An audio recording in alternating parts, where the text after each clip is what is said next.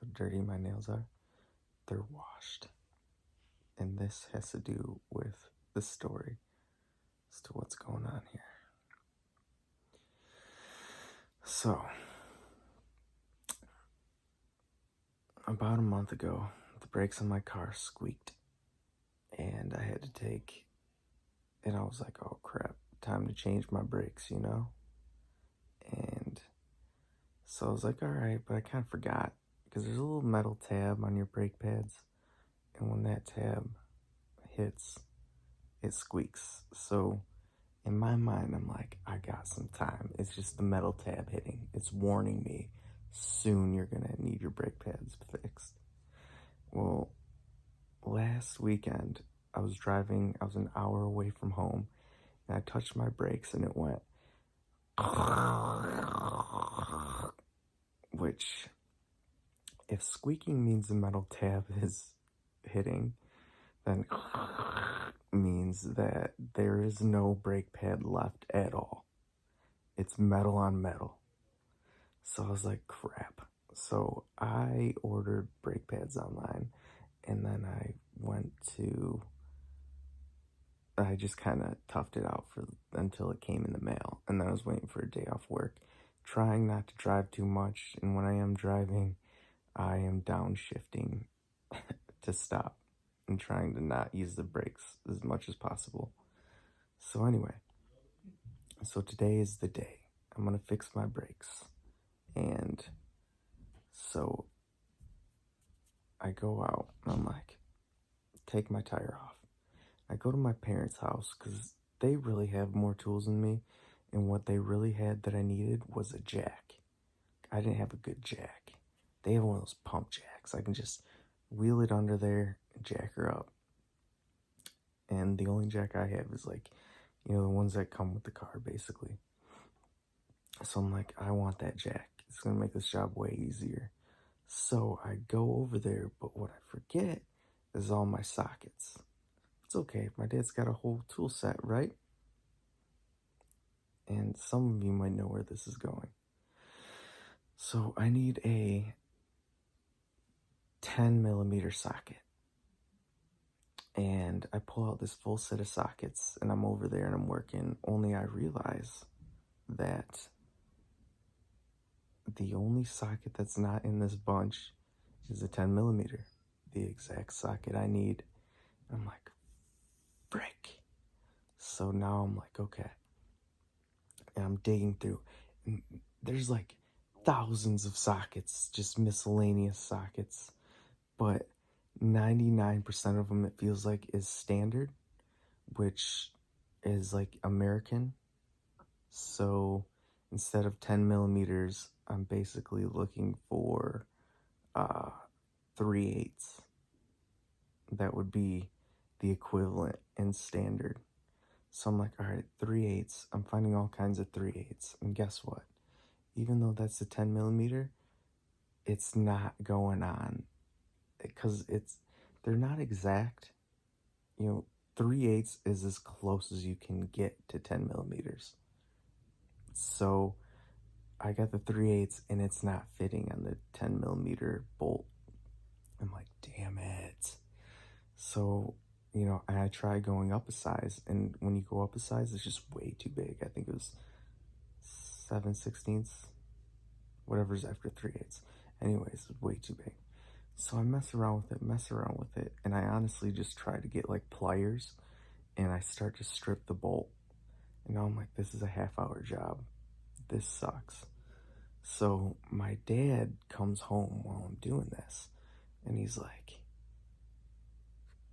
well, here, and he starts digging through trash in the corner, and he pulls out a 10 millimeter socket out of a random spot, somewhere you'd never think to look, just in the chaos of the garage. And I'm like, well, cool, now I can go. So I take it off, I switch the brake pad, driver's side is done. But now I got the tools, now I'm flying. Now, and I've done it, once. Now I just have to repeat it on the passenger side without the tools. So I'm like, sweet. So I go over there and I take off the passenger side and I'm moving and I'm getting oil and grease all over my hands and in my nails even after I wash it out. But so I take off the passenger side wheel. I get all the way down, I get it off, get the old brake pads off. They're not as bad as the driver's side, but if you're gonna do one, you should do the other. And they are pretty well down there. Like they're like 3 months away from needing to be changed. So I'm like, all right, so I get the new brake pads in and I'm ready and I'm putting it all back together.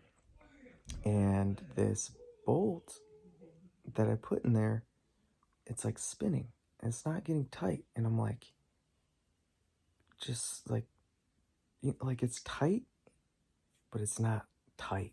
It's not like any resistance. Like with one hand, I can still turn this thing. So I'm like, dang it. Like, what do I do? This thing's just like still spinning. And I was about to stop and be like, I think it's just tight. I think that's it. But just for good measure, I was like, hey, Dad, like, how tight would I make this particular bolt? Like, how tight? And he's like, you go till it's tight, and then you go like another eighth of a turn. And I was like, well, it's just not tight. So I did a couple more turns of that loose turns, and all of a sudden it went loose. And I was like, oh no, suddenly loose is not good because it's a tiny, skinny little bolt. And so I back it off and I spin it out and I get the bolt out. And I'm like, show my dad. And it's like in the middle, it's like skinnier, like stripped. And he's trying to get a bolt that matches. So he grabs a bolt to see, like, he's like, well, I'm going to try and get a good screw, a good bolt that to replace this one because it's no good. It was stripped. And when he was spinning nut on it to try and see the threads, he was just spinning it by hand and he snapped it in half. That's how close I was to snapping it, that he just did it, tightening a nut onto it. And so I was so lucky to get it out. So I go back out into this quarantine on a Saturday. I go to AutoZone and try and get the bolt. They don't have it. So then I go to like O'Reilly's or something like that. They don't have it. I'm like, damn it. Okay. Now what do I do? And the girl at O'Reilly's was like, well, you could try a hardware store. I was like, all right. And my dad wanted to do a hardware store right off the bat. So I was like, I wanted the actual bolt, not something janky. But at this point, we've been to 2 auto parts. So we go to the hardware store. And the owner of the hardware store was there.